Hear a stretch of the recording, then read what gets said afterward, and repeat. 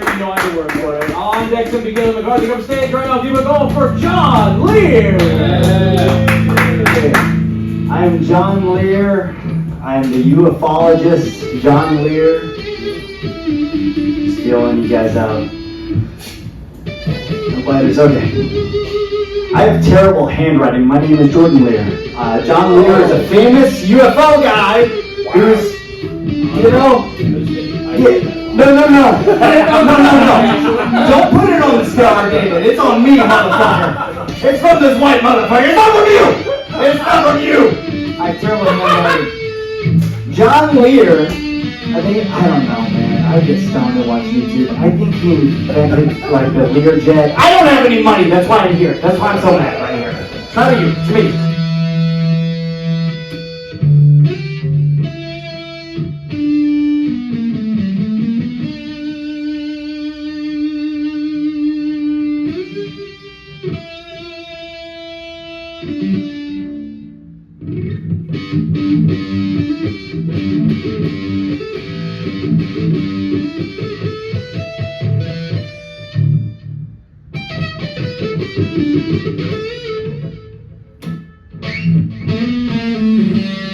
Welcome to the Jordan Lear program. Welcome to the 102nd edition of this program, this multimedia podcast, variety show, entertainment program, hosted and created by myself, Jordan Lear, the multi-talented artist of your generation, the actor, singer. Am I a singer? Guitar player. I am a guitar player. Musician all the way around. I can hold 3 notes on a keyboard. Filmmaker. Fashion enthusiast. Fashionista. Trendsetter. Bedwetter. A lot of things. I'm the host of this. This is the show where I put out content and you're content. And we're going to cover all the movies and books and shit I've read and put down in my brain. I'll glance over them briefly. I will talk about my career, where I'm at as a performer. None of this is to be taken seriously. If you're new to the program, you don't know that, but now you do. This is all fake fiction. It's presented very cinema verite, but it's not real. None of it's real, okay? This is my octagon of entertainment. Anything goes, and it's not real, and it's not even prepared, so fucking don't hold me to it. Don't think it's supposed to be good. It's free. It's free. It's free. We're going to talk about sports later. Just the usual Michigan State, Cubs baseball, fantasy NFL stuff, and films I've seen. What else am I going to talk about? And my film, Sex, Drugs, and Open Mics. We will be promoting that heavily because it is already premiered online. But you will be catching it at a theater in person in Three Rivers, Michigan on September 12th, 2026 between 5:30 and 8:30 for free. And you can't judge that either because it's free and you can just leave. And it's kind of a rude statement. But hey, if you got to make it home early, you can. All right. The thesis of this episode. The 102nd version. You've been grinding it out a long time, okay? And there comes a point in every artist's career where they have to make a decision. How are they going to take things to the next level? What is that level? Is that level compromising yourself as an artist? Oh, do I even want to do this anymore? Oh, I got to do something. Better do something.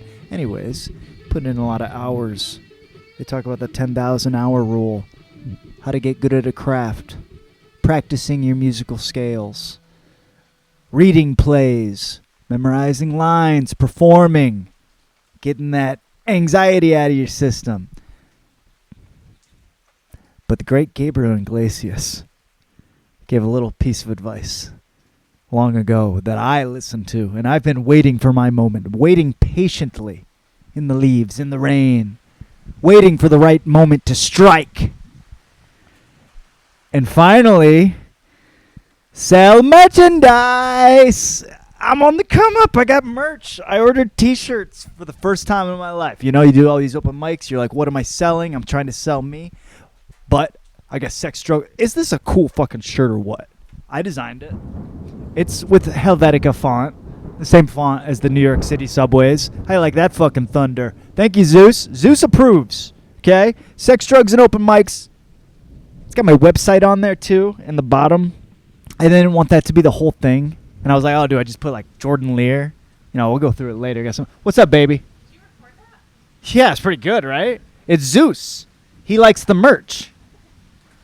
Post pictures of her in this, you know. That's how we really get people to sell. Anyways, I'm selling T-shirts for, like $20 a piece, 25 online. Anyway, I'm just more excited.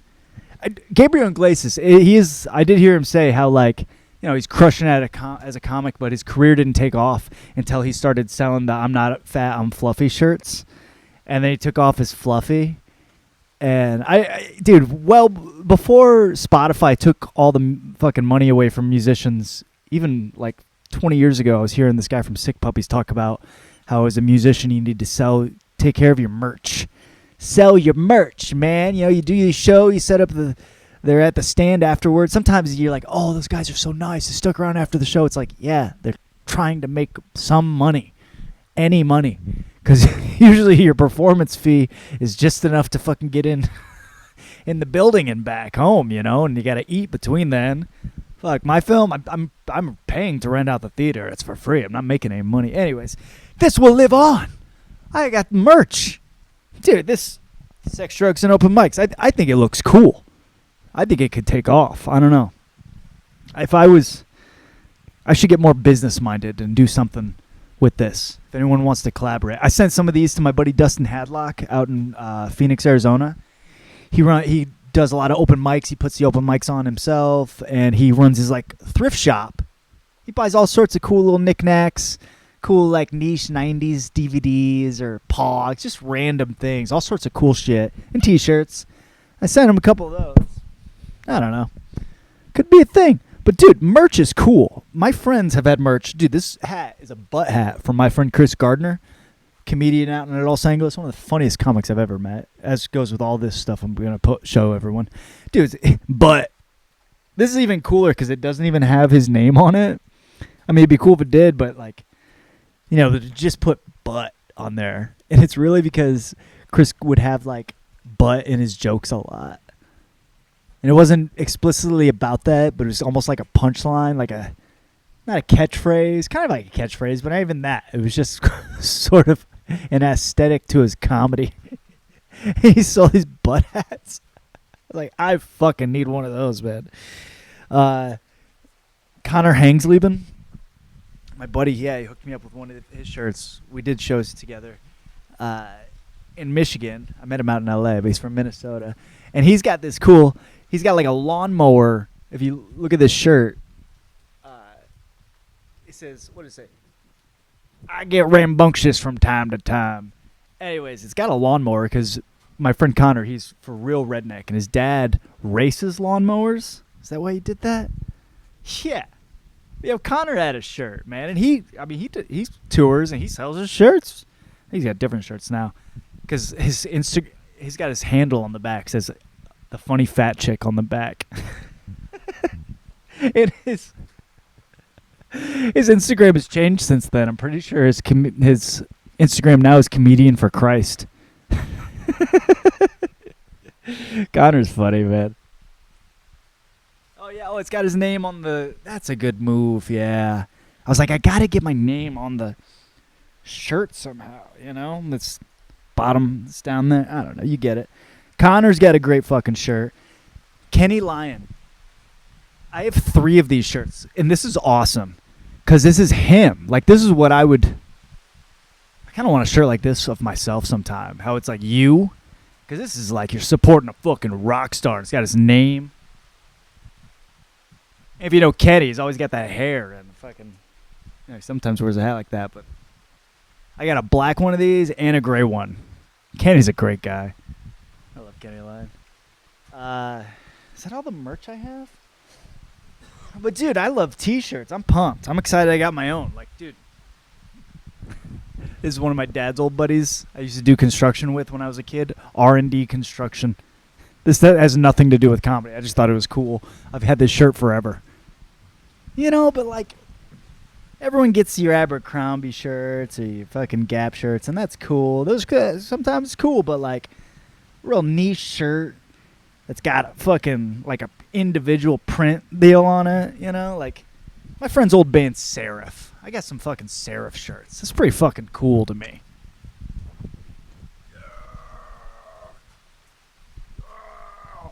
Sex, drugs, and open mics. It's provocative. It's like Steven Soderbergh, Sex, Lies, and Videotape. And it's like fucking Eric Bogazian, Sex, Drugs, and Rock and Roll. He has monologue plays. Anyone know what I'm talking about? It's okay if you don't. You guys will catch up one day. Anyways, go to my website, jordanlear.com, for more information, or watch the movie, or buy a t-shirt, or I don't know, just watch this and love it and enjoy it, because I do. I'm very excited.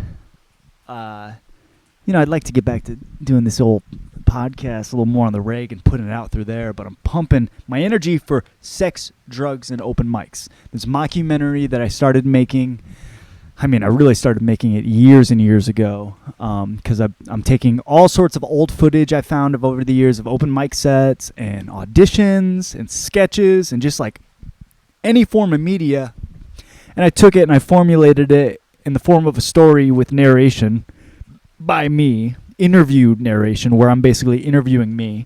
Anyways, it's a total work of fiction, presented very much like this, cinema verite. It's about a person losing their mind and trying to make contact with aliens while they do it. That's the whole crux of the story. It's like presented as if you're watching an expose of a person trying to be famous, but I've got this thread through line where the main character, me, is trying to make contact with aliens the entire time.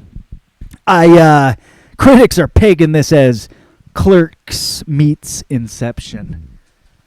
Fight Club meets Spinal Tap. She's Gotta Have It meets Alien. Finding Nemo meets Frequency.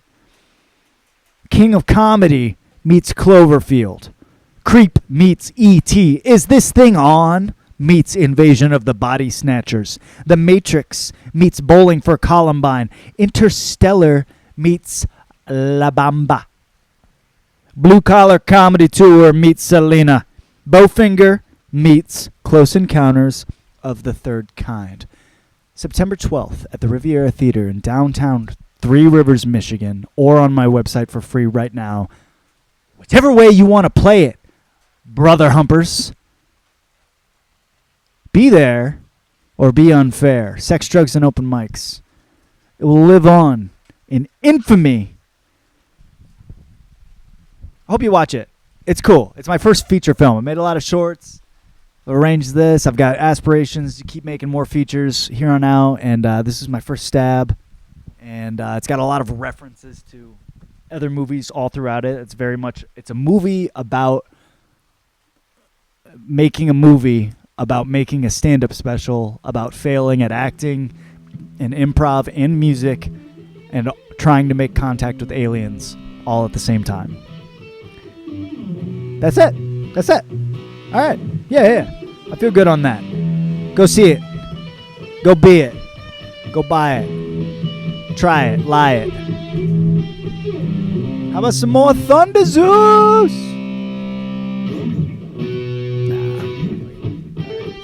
The next segment will be one of the next segments. It'll be coming up next. Peace, love.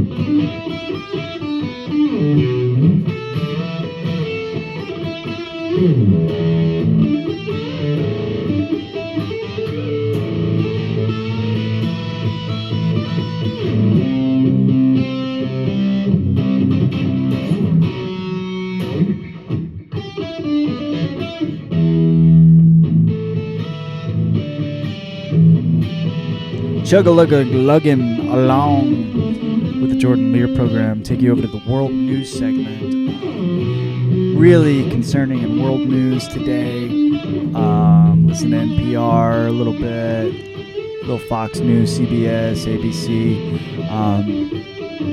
It's hard for me to tell what's going on out there. Really. Okay. And by that, I mean, I barely remember what year it is or who the fucking president is. It's so easy for me to tune stuff out. I just don't care. You know? I just don't care. I heard a story the other day about somebody I know, their dad, got mad at his friend over politics. They were having a nice little barbecue. And the guy, got mad. He's like, fuck you, Trump's a motherfucking bitch. And the guys were friends for, their whole lives. And one guy left, which is uncomfortable, you know. But on the way out, one of the other gentlemen grabbed a handful of rocks and threw it at his friend's car that he knew, his friend of over 40 years. Just pelted it with rocks over the election. That's a true story I heard about someone. That's crazy. And that's just a story I heard, okay? Imagine about the stories you'll never hear, okay? What about the stories you probably know at home and you're keeping to yourself?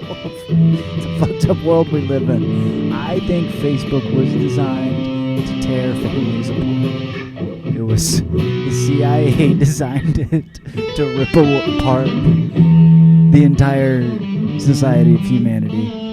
And it's impressive. And we will rebuild stronger. I am confident of that. We'll rebuild this world better. I feel like Apocalypse in X-Men, which isn't good because he's the bad guy. Alright, that's it for world news.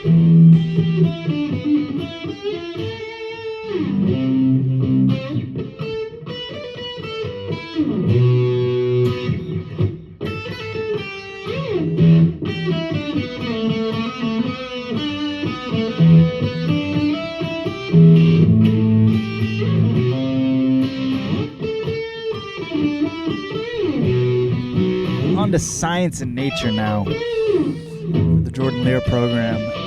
I just want to say I understand that gardening is hard. It is not for the weak. I'm not good at it. Okay? I tried planting some fucking watermelon. I mean, I thought about walking over to the garden where I planted it, but it doesn't matter because it looks the same as fucking that right there. It looks like fucking nothing. Okay? I tilled up the land too. I spent 6 hours one day fucking tilling with a tiller. And I went and got the seeds, and I got some watermelon seeds. I'll grow some fucking watermelon, some pumpkin. And I'm like, in September, I'll have some shit. You put it in the ground, it comes up. And it just didn't come up. And, a bunch of other shit came up around it. It just looks like nothing, It looks worse than that. Because I mowed that, but gardening's hard. You got to get at it. You understand why people plant in containers, even if they do it outside. They put an individual container. Because, dude, respect. You understand. I understand why fucking Pioneer and all them, they just nuke the fuck out of their seeds and just make a crazy bio-engineered, fucking chemically engineered something seed that can only exist if in their lab and they have the patent too. Because it is hard. If you just put something in the ground and just expect it to grow, it's like putting hard work in and expecting to pay off. It's not just going to pay off. You got to bribe someone. You got to bribe the ground. You got to cultivate the ground. I mean, that don't look bad, but that's nothing. That ain't shit. Did a bunch of work. It's not even that. It's a lie. This is the simulacrum, but it looks like that. It looks more like that over there where I planted it. I like mowing the lawn, and I like not fertilizing it, and I like composting October. That's about all I can handle. I have so much respect for the green thumbs out there. Alright, that's the end of the science and nature portion. It's not a bad one.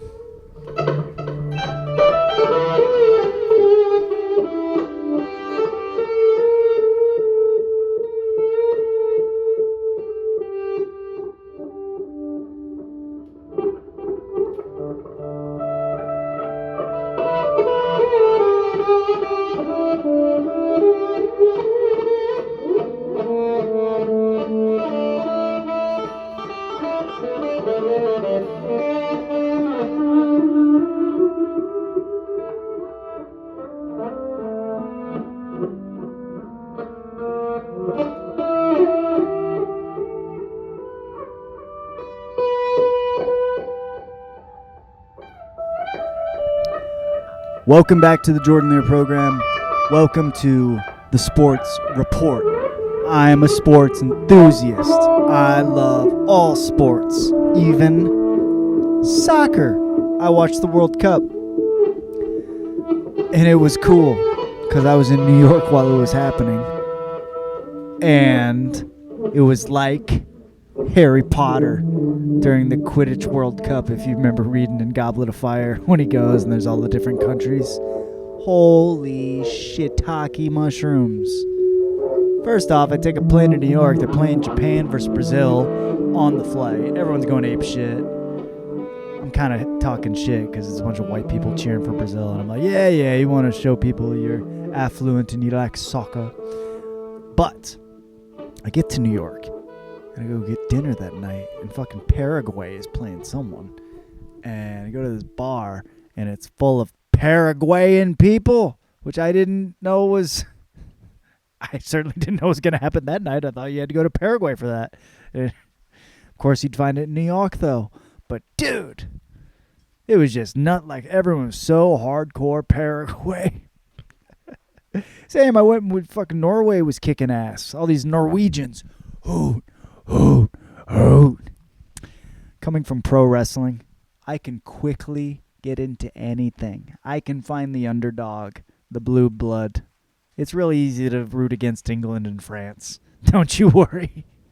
Take down Messi, take down Spain, and take down Argentina, take down the big guys. You know, you're just rooting for Mexico the whole way. The World Cup was awesome. I'll try and remember when it comes around the next 4 years or whenever. The Olympics, shouldn't that come up first? I don't know. There'll be another big soccer. For sports, I'm big time into baseball, and a lot of time has spanned since the last time I did this podcast. But since that time, my friend Kevon took me to a White Sox Tigers game. My first time going to, U.S. Cellular Field? I don't know. I just call it White Sox Stadium, which is cool in itself. I'm not a White Sox fan. I'm trying to be a Tigers fan. I'm a Cubs fan. I love the Cubs, okay? I love them. But he wanted to go to a baseball game, and I love baseball, so I will go to any fucking baseball game. And I went, and it was awesome. It was a good time. Not a White Sox fan. However, I went to Goodwill, and I was looking for some Tigers gear before then. I found this shirt, which is fucking like $12 or some shit, which is way too much at Goodwill. Holy shit.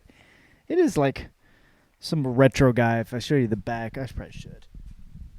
It's like Whitaker or Whitman. I didn't know. I'm not a big Tigers guy. I'm trying to be a Tigers guy. Anyway, I wore that, and I found this White Sox thing, and I'm not a White Sox guy, but I like sports, and this thing's kind of cool, man. It's like half jersey. It doesn't have any name on the back or anything. And I'm just like, you know what? I'm going to wear both of them. Fuck it. And I wore them. And not only that, I'm wearing both teams, you know. And I had this plan. I wanted to be like, we'll be in the outfield. White Sox will hit a homer. But then I'll throw it back. And I'll take off the White Sox thing. And I'll reveal the Tigers. This is my big grand plan. Fast forward. That didn't happen. It was just me in the stands. But the topper to the whole outfit, okay, if you really want to piss people off at a game, what do you wear? Okay, what do you think? Oh, you wear the away team stuff. You know, it's like it's at the White Sox. I'll wear Detroit stuff. It's like that's the way to get, you know, some attention, or vice versa. But the way to really infuriate a fan is to really throw them a curveball, throw them something they can't understand. So that's why I wore both. So Tigers fans and White Sox fans would be like, what? But I added a little sweetener on top.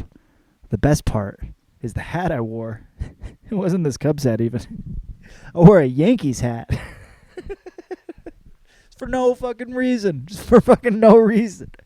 I had so many people in line as we were waiting to get admitted to the ballpark or in the stands, just or at the concession, everywhere around the ballpark. Everyone's like, because they catch the Tigers, they go, "Who are you? Wait, Yankees? Wait, what are you?" Pretty much everyone. I got a decent laugh. I was like, I'm having an identity crisis. If you follow this podcast, if you know me, I went cold turkey from sports for like 10 years, dude. I mean, I've always loved sports. I've always played the games. I've always went. I've rooted. I've bet. Spartan Nation. Go back to Constantine. Whatever. I like watching it. And I stopped. And I did art for like 10 years. And then last year, I made a real conscious decision. I was like, let's play fantasy football with your friends. Let's play a little video games. Let's watch some sports. And let me tell you, I very much enjoy it. There's not much pressure in it. I used to put too much pressure into how much the fucking refs rigged it. Now I don't care. Rig it. It's all the circus. Do it for me. Okay, where am I at in the sports report, though? I feel like I had some... Okay, so that explains the fucking outfit. But where are we? Man. Baseball. I'll say this about the Cubbies. They're 6 games back. They're 5 games back. And the Brewers just seem ahead of them. I don't know if they'll get caught. But it's kind of a shame, and I am a Cubs fan, but it's a shame that it doesn't even matter that the Cubs are going to be in the playoffs anyways, because they let so many people in to the playoffs now. Pretty much everyone above 500 in all the major leagues get into the playoffs. So it certainly waters down the regular season. I understand you're still playing for a position. However, fucking Chicago Cubs look great, and I have to eat crow. I got to eat some Pete Crow Armstrong, okay? Because they signed him to a huge contract, big extension at the beginning of the year. And I told my friend Kayvon, who was a baseball guy, I said, Kayvon, I love the Cubs. I want PCA to do well. I wouldn't have signed him to that. I wouldn't have given him that. The dude is he should be a contact hitter. He strikes out too much. He shouldn't be swinging for the fences. Nope. Instead, I have to eat crow because the dude has been patient at the plate. He's getting way more counts to 2-0 and 3-0 and getting on regardless. And then whenever they do feed it to him, he's hitting it the fuck out of Wrigley Field. Okay? So I have to eat crow. I sat in a bar, not even a bar. I sat in a pizza shop at like 1 a.m. with Kayvon, shoving some pizza down my throat going, I wouldn't have gave PCA that contract. But now I would have. He's good. He's stealing. He gets on base. He steals it. Not just second, third. He takes third. That freaking game against the Blue Jays the other day where it was a wild pitch and then he stole home and then it was just an automatic. He had home. It's like no mistakes when this guy's on the base paths. Bruton 4-tool guy. If he could pitch, it'd be over. Anyways, it's been fun. Having a thrilling good time online talking a lot of crap to Dodgers fans. I'm a little troll when it comes to sports on Threads. I'll admit, I just am. I am going for a reaction on Threads if I'm talking shit. Because we're talking about sports, man. We're not talking about humanitarianism. So when the Dodgers, who I love, by the way, because they're so evil. I love that they're so fucking Dr. Evil. They're the new Yankees. And they just buy in everyone. And their owners, like, allegedly getting investigated for not some kind of greasy monetary things along with a lot of other people in the upper echelon. Anyways, the Dodgers are evil. And I love it. I want someone to root against, okay? And I was all like, you guys can have Scooball. He's going to choke. I'm like, you guys are ruining baseball. I didn't even say you're ruining baseball. I said Dodgers fans aren't baseball fans. They're capitalism fans. Which is just a dig at them. The truth is they are such fair weather fans. I mean, come on now. No one's fucking from that city, and the people that are, they don't give a fuck about baseball, okay? You know, some of the people in East LA do, And that's cool. That's who is the fans. But everyone else who I'm talking shit against, you ain't the ones. You ain't the ones, okay? Fucking Scooball wants to act like he's all crying because I had to leave my brothers on the Tigers. I had to leave the Tiger Den. Maybe I'll come back next season. This deal was set up at the beginning of the season. At the beginning of the season, no matter what, they said, hey, let's have him go injured, and I want him to come back to us when he comes back. Okay? We're friends, Tigers. Tigers die. We're friends. We'll make a decent deal for you guys. We want this. Because next year he's coming to us anyways. That's what I think. But what do I know? I'm wearing hats and T-shirts and jerseys with 3 different teams right now. Having an identity crisis. Scooball can have it too. Scooball can have it too. So that's sports, man. You know, I'm getting pumped for football. I am. I'm playing the video games. I guess I'll get into that more later on the program when I go through the list of things. But I'm very excited for MSU football because the bar is low. You know, we were so bad last year that I just want to see the first quarter against Michigan. I don't care. Like, the bar is low for me. We got a new coach. Might be working out. Got a new running back. Might be good. I don't know. Got a few seniors at wide receiver. Some fast guys. Alessio didn't look bad last year. He's not really tall. I don't know. Maybe he could play all right. We might put up a game against Michigan if they have troubles with Bryce Underwood, if he ain't all that. That's Can we ask for much more than that? That Bryce might not be on the same page as Ken Wisenhunt or Wittenhouse, the new guy. I don't know. I wish fucking Shaman Moore stuck around, man. I wish Dusty May stuck around. I want to hate Michigan more. I'm trying to get up the gumption. We'll see. September will be here. My movie will be here. And that's about it. You know, I got my eyes on fantasy football. I'm looking down the line a little bit, looking down the edge. I don't know if I'm going to take my chances on a guy like Pua Nakua. I don't know if I'm taking a quarterback early. I'm probably going to be content taking someone like Kirk Cousins in the 13th round. It's fine by me, you know. Maybe hammer for a couple top wide receiver running backs like Bijan Robinson or Drake London. Am I going for Pua? You know, I'm not adverse to A.J. Brown, especially hooking up with Drake May. There's a lot of good stuff. Dwayne Achane. There's a lot of good players out there. I'm getting excited. I'm content taking Kenneth Walker III in the 7th round. It's fine. I will have a very good season. All right. That's been the Sports Report. I love you all. Go State. Go Cubs.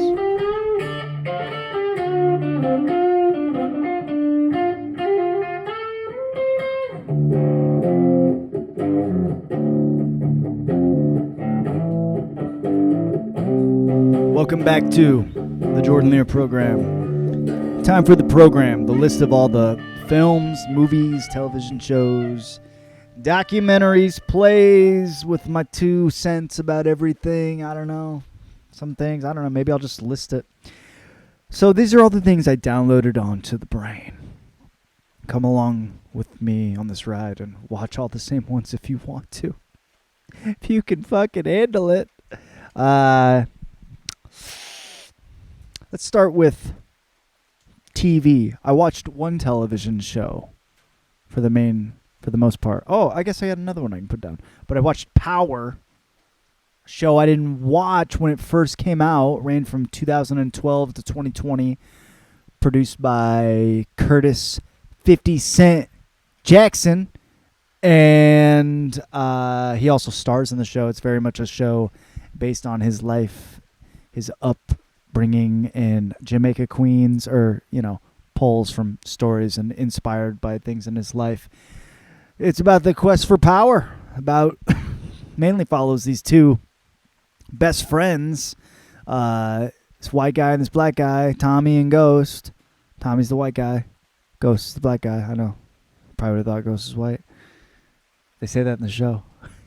I binged like this whole show. It's awesome. It's amazing. It's got some cool romance and drama mixed in with like, you know, kind of like The Sopranos and Godfather type shit. Very fucking good. And 50 Cent's in it. And they got a bunch of spin-offs. And that's all I'm going to say about it for now. Great show. I hope to expound on that on future podcasts. Maybe when it's time to announce something. I don't know. That'd be crazy.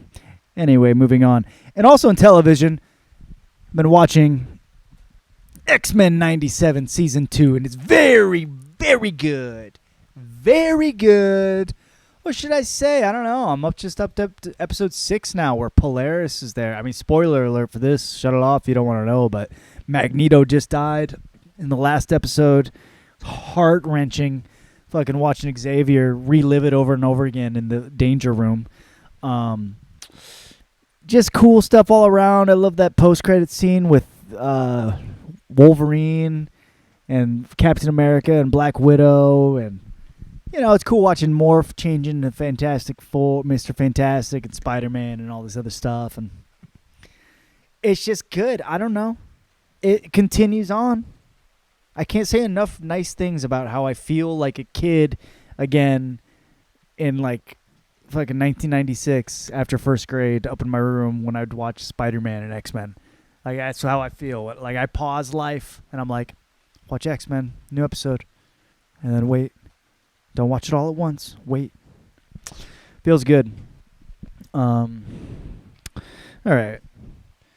What kind of movies have I been flipping through? So I've been watching baseball movies. I watched Rookie of the Year, Summer Catch, 8 Man Out. I got in an argument with this guy I was acting with.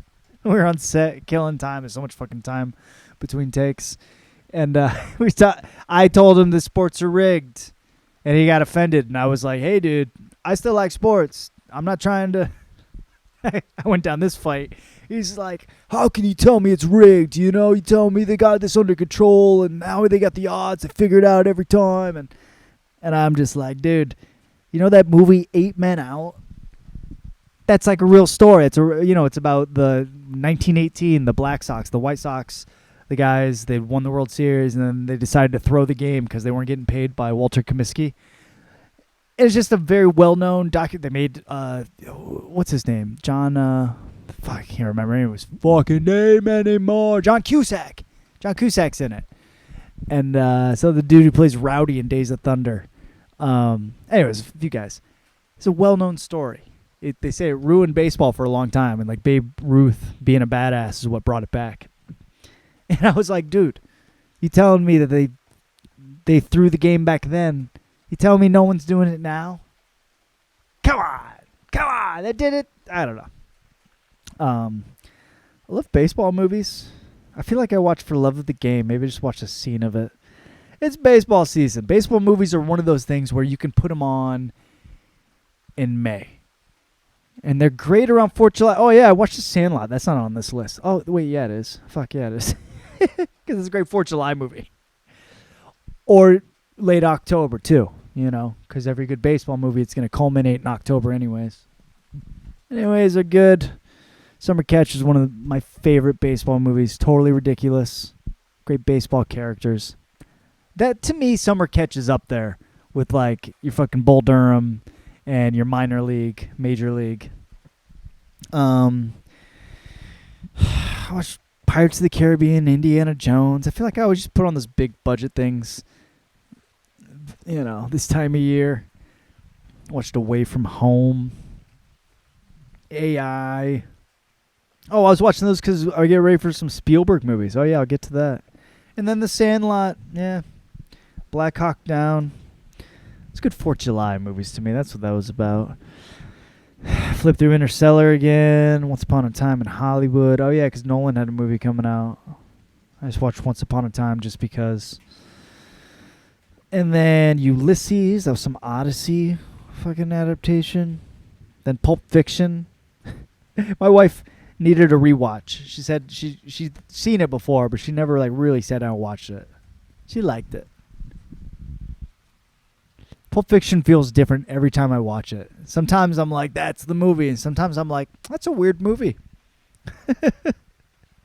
I watch Point Break. You know, I'm at the point in my life. I'm at the Point Break in my life where I didn't grow up watching Point Break.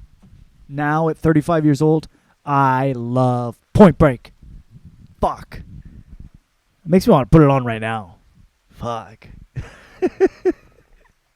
My buddies Chad and JT, Tom Allen, and John Parr, the Party Boys, they always like quote Point Break and they use it in their skits. And I think it's funny, but like I never watched it. Now, like I watched it last year and I watched it this summer.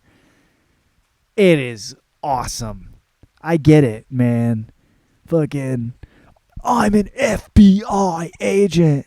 I know, it's crazy, man. Patrick Swayze. It is very over the top, but so strong, committed, you know. And it's all about these guys robbing banks for surfing. It's trippy. Yeah, those are the movies I watched at home. Yeah, I guess I'll move it on to the film. Films I saw in theaters. It seems the films have returned to the theaters. They were gone for so long, I gave up. And then they just... Man, when they decide to have films, they decide to have films. Saw Disclosure Day. Really enjoyed it. Looked like a lot of AI effects were quickly made. I really loved it. I loved Spielberg's ability to take a movie. I knew it wasn't going to have a lot of aliens in it, even though it kind of did, you know. But I knew it was going to be more about the fight to uncover it. And he had a lot of scenes. There were great scenes. That makes a good movie when you get wrapped up in something that doesn't even have to do with the movie necessarily. Like it's a movie about aliens, and he got you in this intense like train scene where they're like trying to get their car off the train track and beat the train in time, and it's just shit like that. We're like, okay, he's still good. He's still good because that's good, you know. Disclosure Day was awesome. Seemed right on the money with what I feel the real Disclosure is kind of trying to unfold in that way. Seemed like an accurate depiction. Seemed like some people, they're watching it and it's like, oh shit, is that it? And I'm like, 6 years ago, I figured out that was it. So now I'm like, what's the next thing? Step in this. But, you know, it's cool. You had the big headed alien come out at the end and grab, what's their name? The kids, Emily Blunt, and the other main character. And he's like, I'll tell you what happens next. You know, good stuff. When saw the Odyssey, me and my wife, I insisted, let's see it in IMAX, okay? And I tried my damnedest. Just like Odysseus himself, I tried to get to a 70mm theater. I almost brushed with one in New York. There's one in Grand Rapids. But dude, it was still sold out for like random Tuesday screenings and shit. So it's like, fuck, fine. Anyways, I did go see The Odyssey. Christopher Nolan is still a great filmmaker. I wanted it to be Hugh Jackman or The Rock cast in the role. It was great, though. Man, I will say the best thing, and all the adaptations are pretty cool, you know. But the thing that I always get hung up on is, like, how are all these dudes standing around trying to fuck Penelope? And she's just kind of like, it was just sort of weird watching this reality show, The Bachelor, or The Bachelorette. However, the way Nolan did it really had her more fearing for her life and guarding, having like the closed blinds, gates, whatever you call them, keeping the guys on the outside, and like literally separating and frequently telling Tom Holland, her son Telemachus, how scared she was and how they need to do this the right way. And even if Odysseus came back, it wouldn't be the same. And, you know, it was very much like that. Like the poem, I don't even think it's what the poem does. It's our interpretation. Certainly my interpretation for a long time. Which, oh yeah, I also fucking read I got a copy of the old Odyssey here. Yeah, I read it. It's sort of fairy tale-y about like, oh, this guy longs to get home, and when he gets home, he'll have this happy ending. But Nolan, he gives you the fucking Dark Knight version. You know, he's like, yeah, he comes home, it's not gonna be all that. You know, he's gonna show the Softy brother getting fucking guy that thought he was gonna come home and he got murdered by his wife as soon as he got there. Love the Cyclops scene. I was there for the Cyclops scene. I told my wife, I was like, I'm there for this. I'm there for this. Stab that fucking guy in the eye, man. Very cool. Very cool. I mean, I could go on about the scenes I loved. I just love the scope and the feeling. And you can kind of tell the way... I like the acting and the directing of the acting in that I feel everyone was given simplicity and freedom. You know? I mean, some of the dudes had a big-ass mask on. You could barely see their face, and he's like, fucking deliver, you know? Really like the Odyssey.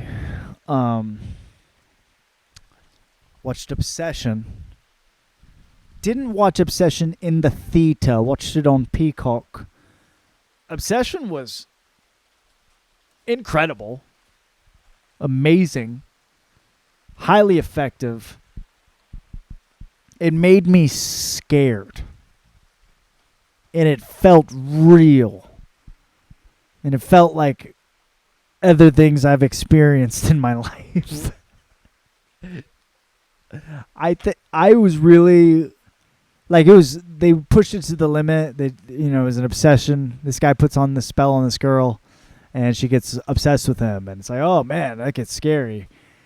And the scary stuff that was like overly scary, that was scary. But the simple stuff, like him just scared to tell her that he wanted to hang out with just his guy friends for one night, and her freaking out, that scared me.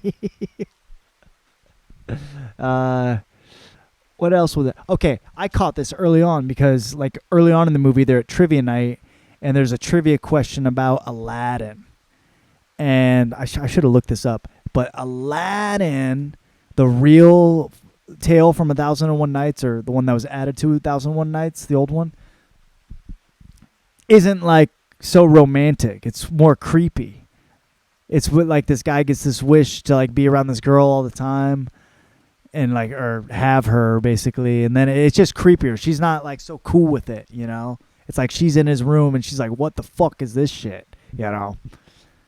And there's a little Easter egg. I need to Google that. But it is for sure the real telling of what like Aladdin would be. I don't know if enough people are talking about that. But Obsession is real Aladdin.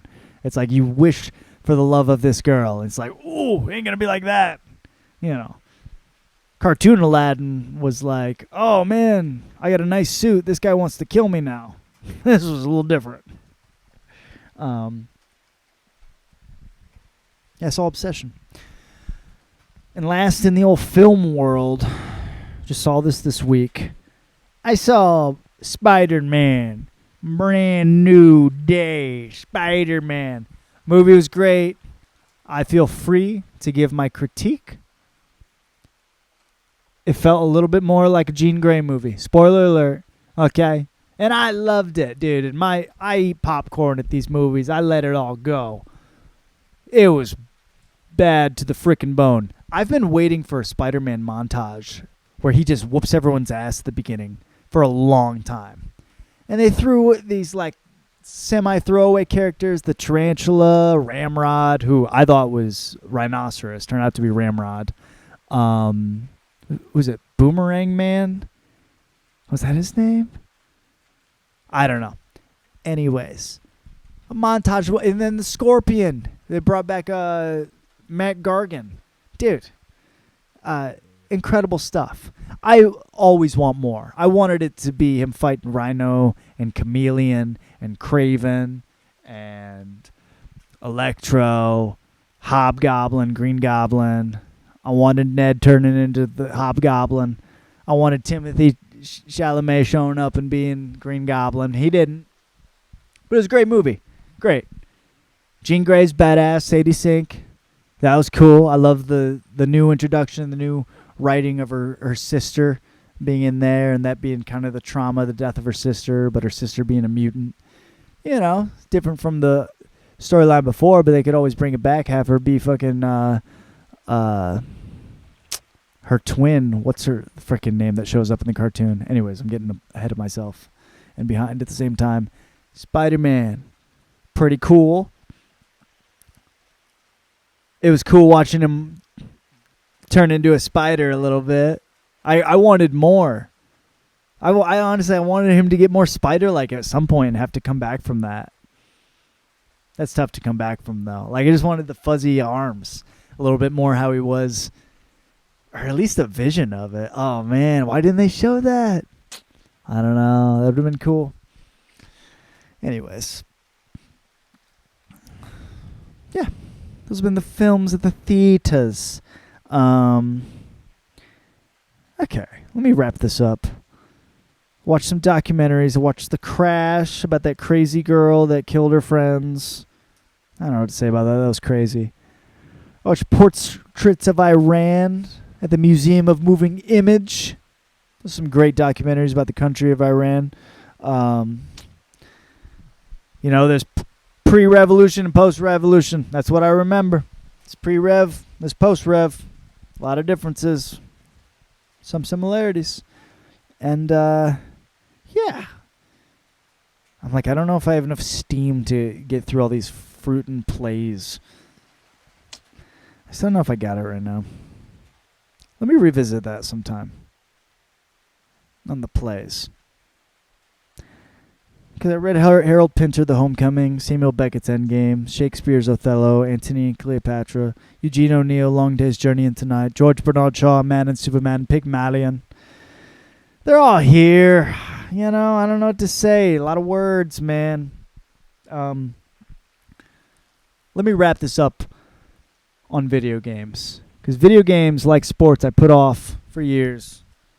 And I've returned to. And I should tag this onto the sports sector, but I did get the MVP pack. And I am playing as Michigan State.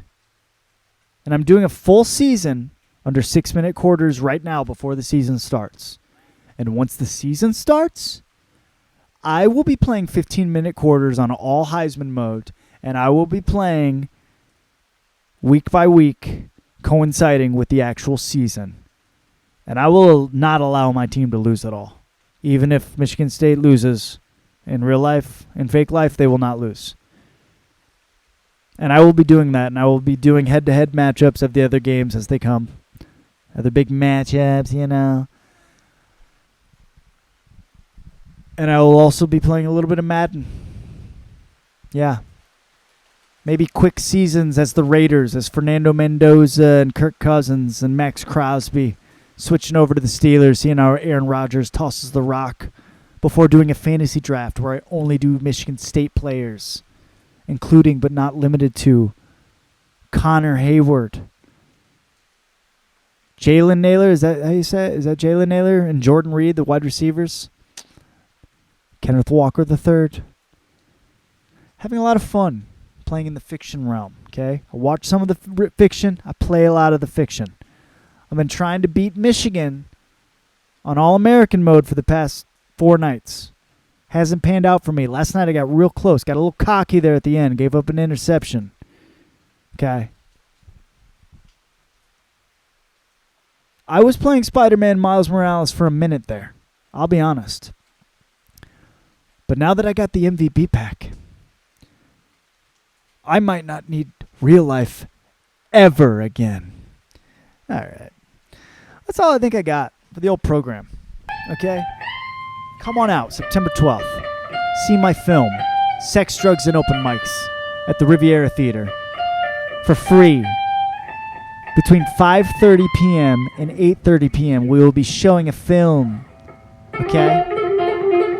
One of these t-shirts. I'm not wearing it now. There. Sex, Drugs, and Open Mics. You get it.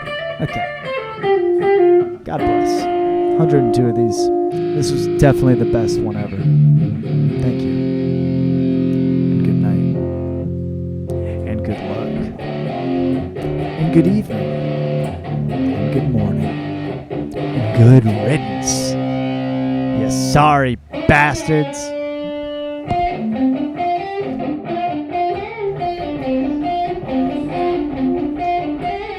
Dude, I took like 2 years off of doing stand-up and came back and all I wrote was cat jokes. What the fuck does that say about like your brain and the internet? Yeah, what's up? Porn and cat jokes. Yeah, fucking that.